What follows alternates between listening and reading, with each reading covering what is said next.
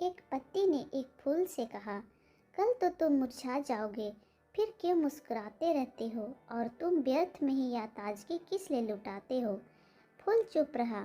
इतने में एक तितली आई, उस फूल को चूसने लगी और प्रसन्न होकर उड़ गई।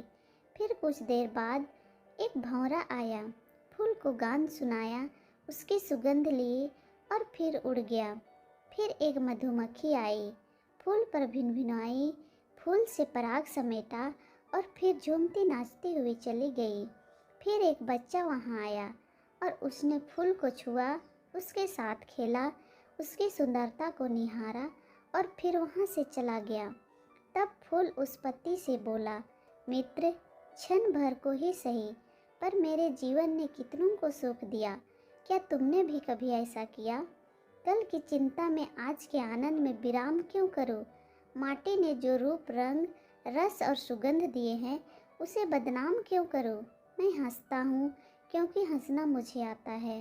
मैं खिलता हूँ क्योंकि मुझे खिलना ही सुहाता है। मैं मुरझा भी गया तो क्या, कल बाग में फिर से मेरी तरह एक और अन्य नए फूल खिलेंगे। मेरी तो ना कभी मुस्कान रुकी और ना ही कभी सुगंध। जीवन तो एक सिलसिला है और इसी तरह चलता रहेगा। एक दिन मुरझाकर, टूटकर, गिरकर भी, पर बात तो मेरे कर्म के ही रह जाएगी कि मैं खिलकर सिर्फ अकेले ही मुस्कुराया था, कि सबको मुस्कुराहट की वजह भी दी थी। दोस्तों, इस फूल से हमें भी सीखना चाहिए।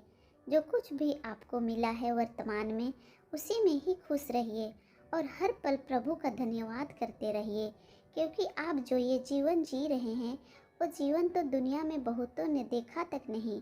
इसलिए हमेशा खुश रहिए, मुस्कुराते रहिए और अपनों को भी खुश रखिए। ज़िंदगी जितनी भी हो, प्रसन्नता से बिताएं।